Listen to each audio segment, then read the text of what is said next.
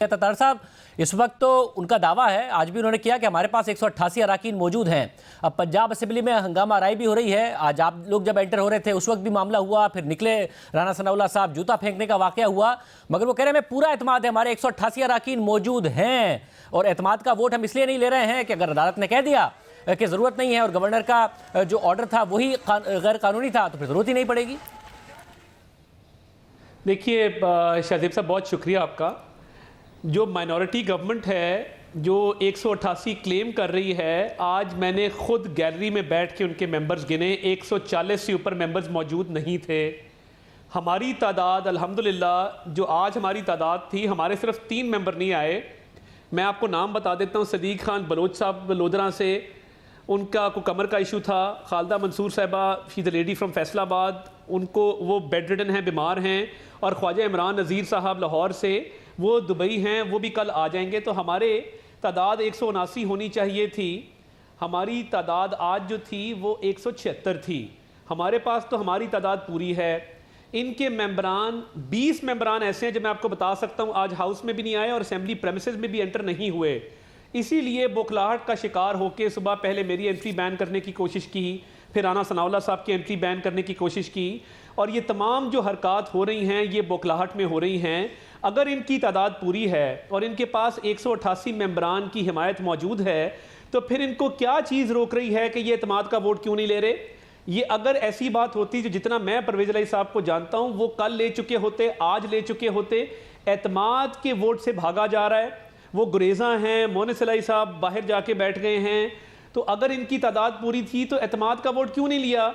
इन्होंने गिनती करवाई, ये मायूसी का शिकार हुए। इन्हें पता लगा कि इनके अराकीन पूरे नहीं हैं और अब हीले बहानों से कभी मोमना वहीद पे कोई इल्ज़ाम लगा रहे हैं, कभी किसी पे। असल इल्ज़ाम तो लगना चाहिए इमरान खान साहब पे, जिनकी पॉलिटिकल मैनेजमेंट का ये मुकम्मल फेलियर है। वैसा मगर वो पॉलिटिकल नहीं जोड़ के रख सके। 2 इल्ज़ाम लगा रहे हैं।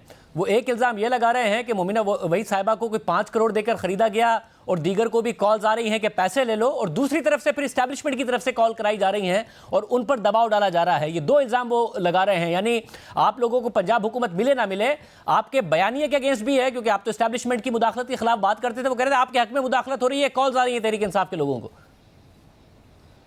देखिए, सियासी मैनेजमेंट का फेलियर तब हुआ जब इन्होंने जहांगीर खान तरीन साहब को और अलीम खान साहब को पार्टी से बेदखल किया, उन पे पर्चे कराए, उनके बच्चों तक पे पर्चे कराए। सियासी लोगों की देखभाल, उनका सियासी वज़न, उसके मुताबिक उनकी पार्टी में शनाख्त, ये सब चीज़ें जानते थे ये 2 अशखास। उनको साइड लाइन इमरान खान साहब ने किया अपने अंधे इंतकाम की खातिर, और उनके जाने के बाद पार्टी में किसी को कोई लुक आफ्टर करने वाला है नहीं। अब ये बड़ा आसान है कि बग़ैर किसी सबूत के, बग़ैर कोई चीज़ दिखाए, कैमरा के सामने आके फवाद चौधरी साहब कह दे जी इस्टेब्लिशमेंट इंटरफेयर कर रही है। भाई, इस्टेब्लिशमेंट ने आपको कहा था कि आप जहांगीर तरीन को और अलीम खान साहब के साथ ये सलूक करें। क्या इस्टेब्लिशमेंट ने मोमिना वहीद को निकाला है? मोमिना वहीद के डिफरेंसेस हैं, वो परवेज़ इलाही को वोट नहीं देना चाहती। तहरीक इंसाफ की पार्टी की जो अंदरूनी कहानी सामने आई है, जिसमें इमरान खान साहब ने बेदरेग इल्ज़ामात लगाए हैं मोनिस इलाही पे, परवेज़ इलाही पे, कि अरबों की इन्होंने करप्शन की। आज ही हमें बड़ी कामयाबी मिली कि लाहौर का मास्टर प्लान अल्हम्दुलिल्लाह स्टे ऑर्डर हो गया। इमरान खान साहब के बकौल उनकी पार्टी की साख मुतासिर हो रही है क्योंकि परवेज़ इलाही ने यहाँ पे करप्शन का बाजार गर्म किया हुआ है। तो अब ये सारे मामलात के पंजाब के अंदर 10 सीटों वाली पार्टी का एक ऐसा वज़ीर आला जो अपने बेटे के साथ मिलकर अरबों की करप्शन करे।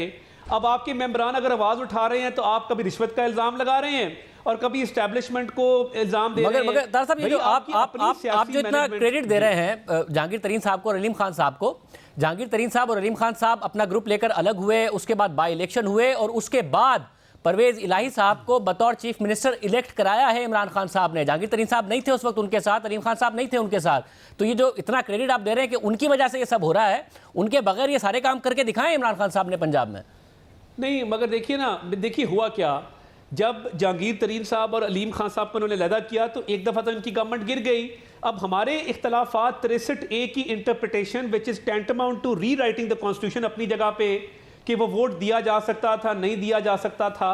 मगर इमरान खान के डाउनफॉल में एक दफ़ा तो इन दोनों का बहुत बड़ा हाथ था। दोबारा भी जो गवर्नमेंट फॉर्म हुई, अगर चौधरी शुजात साहब के उस लेटर को मलहूज़े खातिर रखा जाता तो शायद गवर्नमेंट फॉर्म ना होती।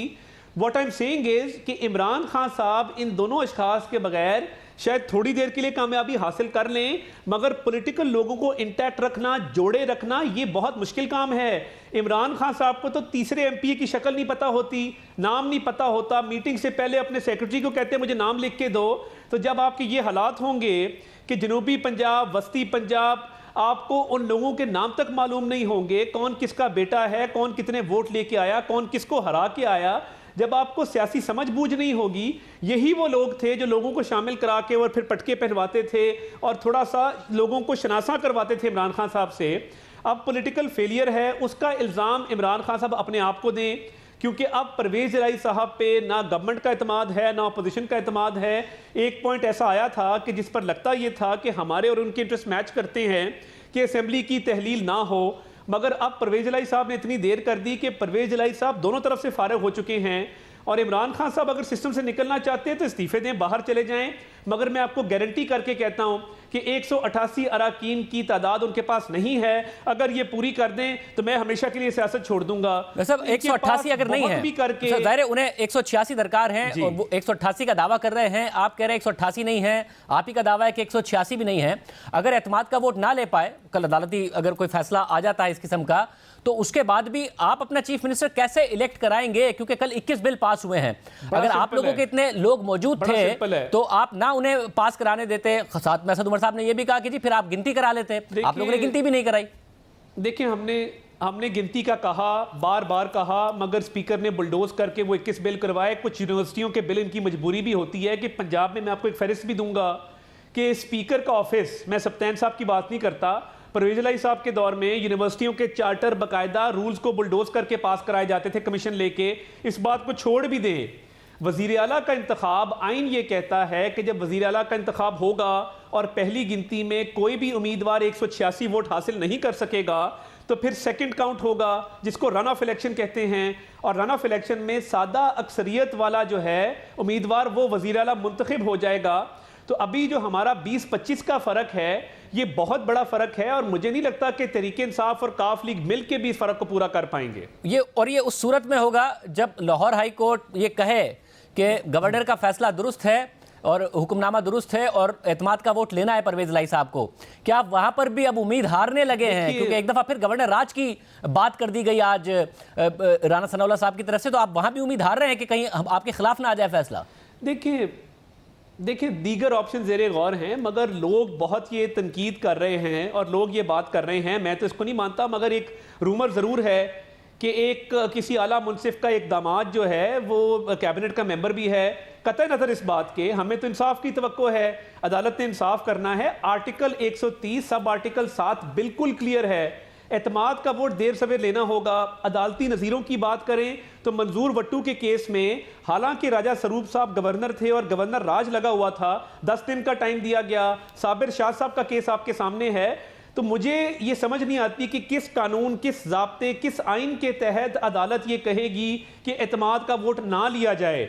अब जब दिन ब दिन मेंबरान की वो हिमायत भी खो रहे हैं, मोमिना वहीद, चौधरी मसूद और लोग सामने आ रहे हैं जो कहते हैं हमने परवेज इलाही को वोट नहीं देना, तो फिर अदालत के पास क्या जवाब होगा कि वो कहें कि जी गवर्नर का ऑर्डर इलीगल या अनकॉन्स्टिट्यूशनल है। आइन में ये शिक मौजूद क्यों है आर्टिकल 130 सब आर्टिकल 7 की? जब ये शिक मौजूद है और 3 हफ्ते का टाइम दे दिया गया तो एतमाद का वोट तो हर हाल में लेना होगा, जिसके बाद स्पीकर एक रिपोर्ट भेजेगा गवर्नर को, अगर ये एतमाद का वोट ना ले सके क्या वजीर आला का इंतखाब कराया जाए, और उसमें जिसके पास सादा अक्सरियत होगी वो वजीर आला मुंतखब हो जाएगा।